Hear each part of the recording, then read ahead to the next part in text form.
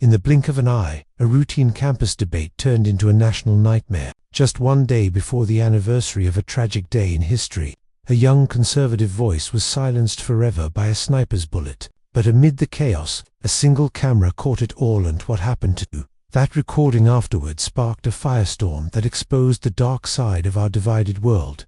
Picture this: thousands of college kids gathered under a clear sky, buzzing with energy for what was meant to be a fiery discussion on America's future. The speaker, a bold 31-year-old advocate for change, was in his element, challenging ideas and firing up the crowd. Then, without warning, a sharp crack echoed across the open space. He crumpled to the ground, hit in the neck by a round from a rifle perched on a nearby building. About 140 yards out, it was midday, September 10, 2025, a split second that shattered lives and ignited endless questions.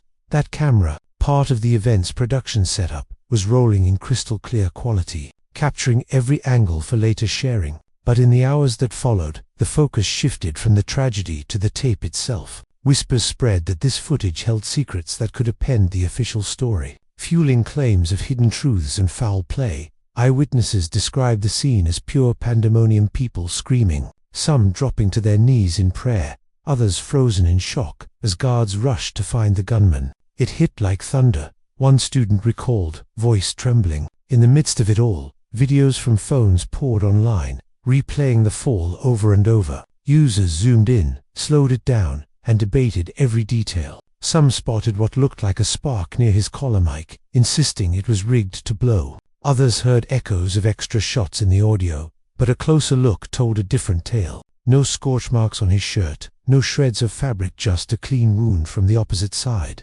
Experts stepped in, explaining that the mic theory didn't hold up under scrutiny. State rules required a full exam of the body, and it confirmed the path of a single bullet. Yet doubts lingered. Folks analyzed his stance, the breeze, even gleams in sunglasses from the audience. It was a whirlwind where facts tangled with fears, amplified by algorithms that fed on frenzy. By dawn the next day, officials pointed to a 22-year-old local worker as the suspect. He turned himself in after his family saw his face in circulated images. His prints were on the weapon ditched in the woods, and odd markings on the shells suggested a twisted bid for attention, not some grand plot. Still, skeptics argued the distance was too great for one person alone. They pored over shadows and angles, claiming the production camera revealed glitches that didn't match the rooftop perch. The event crew had rigs set up everywhere, some behind the podium, one straight on, and a mobile unit grabbing reactions. The key lens, fixed high above, nailed the impact in stunning detail. Minutes later, a team member was seen scaling a chair to pull down the device and slip out its memory card. To them, it was about safeguarding the record in the mayhem. But online, that clip went viral with tags screaming tampering and cover-up. Versions of the video got chopped and looped, zooming on hands and gloves, alleging swaps or deletions. A rep for the group pushed back, insisting the card went straight to authorities without a hitch. But the web had already spun its web of suspicion. Then came talk of flashes in windows nearby, glints that users swore were from another barrel. One breakdown video circled the spot, declaring it proof of a backup shooter. Reality check. Those sparks matched sunlight bouncing off phones in the crowd, not fire from a gun. Checks showed the building was empty, but the idea stuck because it painted a thriller-like scene, with shadows pulling strings instead of a lone act of violence. People craved that drama over the cold randomness of it all. Next, questions swirled around the injury itself. A bullet like that should have ripped right through, right? Where was the full report? Rumors flew of no slug found, hinting at a setup. But details emerged. The round stopped short, caught in tough tissue and bone, a common outcome in such hits. No images released, as per protocol in active cases. But that silence only fed the beast. The organization behind the event found itself in the crosshairs. Accusations flew of staging the whole thing for sympathy or to push agendas. Even close allies faced backlash, dredging up old clips of past threats, like a morning meal interrupted by angry crowds years ago, now seen as a warning sign of brewing danger. By the end of the month, officials assured that all recordings, including that pivotal card, were locked away safe. But the buzz persisted. What if one clip was buried because it showed too much? A cue from a guard, a suspicious pause, anything to suggest more at play. And that's where the deeper dive kicks in, peeling back layers on the frames that gripped a nation. What really unfolded in those captured seconds? If whispers held truth, that a crew hand yanked and maybe wiped the closest recording, then this wasn't about one trigger pull anymore. It was a tale of secrets unfolding live, but the full view, messier than any script. This became a battleground where pixels warped reality, edits fueled fury, and facts fought to surface. About 5 minutes post, a bystander's video showed a staffer in dark gear stepping onto the stained platform, reaching up to detach the main camera and tucking away its storage. That brief moment blasted across platforms, branded as destroying the record on camera. Forums lit up with theories, hashtags exploding into millions of eyes. 2 Insiders. It was protocol securing the device before crowds could grab it. The card landed with investigators soon after, but optics won out. A figure pocketing evidence from a fresh scene screamed foul. Slow-motion replays circled thumbs, claiming hidden swaps. Comparisons to historic cover-ups dubbed it a modern enigma. One post looped a fuzzy blur into what seemed like sleight-of-hand magic. Clarifications noted that protecting gear at a chaotic spot made sense, especially with opportunists around. Yet those facts sank under waves of remixed videos and enhanced proofs. Finally, the person involved spoke up through a brief note to media. "I was just doing my job keeping the record safe from theft or leaks. Handed it over that day."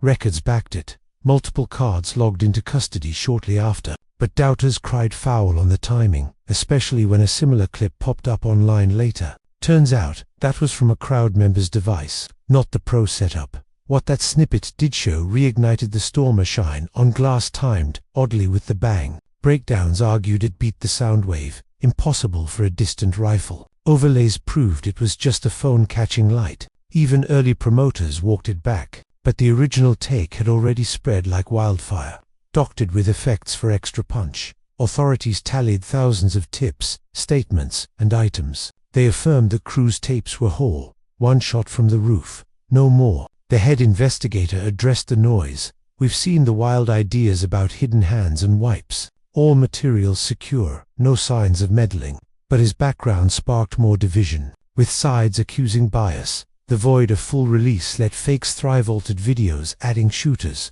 bursts, figures in the dark, many traced to shady networks abroad. Detection tools flagged hundreds. It turned into a masterclass in twisting grief again. Staff endured threats, labeled as plotters. The group fired back, decrying the twisted spin on their loss. A former colleague went public, blasting the attacks as a calculated hit on their work, linking it to years of rising tensions, like that old eatery clash, where shouts turned ugly. Her stand rallied some, but split others wider.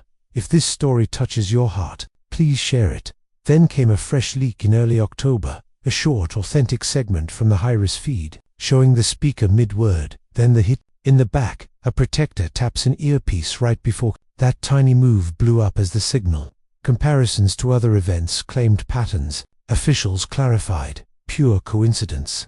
A comes check. Experts called it pattern-seeking. In turmoil, brains wiring meaning from mess. Every twitch, glow, dot turned clue. A researcher nailed it. The tape tells truth, but we layer lies on top. That push-pull made the recording a symbol of our cracks, one side craving answers, the other crafting plots. By month's end, the handler faded from view, but the video lived on in endless takes. Even after probes shut down wipe claims, millions clung to myths. It morphed into legend, the lost proof, the buried frame. More images trickled out in November, not from big outlets, but hidden corners online. Sharp stills from split seconds before, showing faces in the crowd, a taut wire, a turning guard.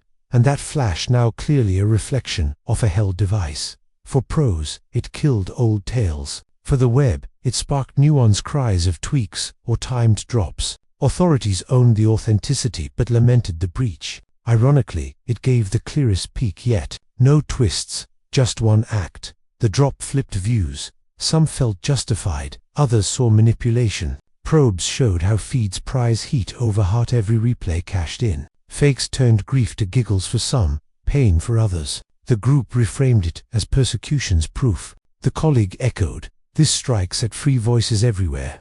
Old harassment footage resurfaced, fueling talks of ongoing battles. For fans, it linked dots to murder. For others, recycled rage. The suspect stayed locked up, his team even using the leaks to question angles debunked fast, but enough to stir pots. Trials delayed amid tip floods, mostly web finds. Studies showed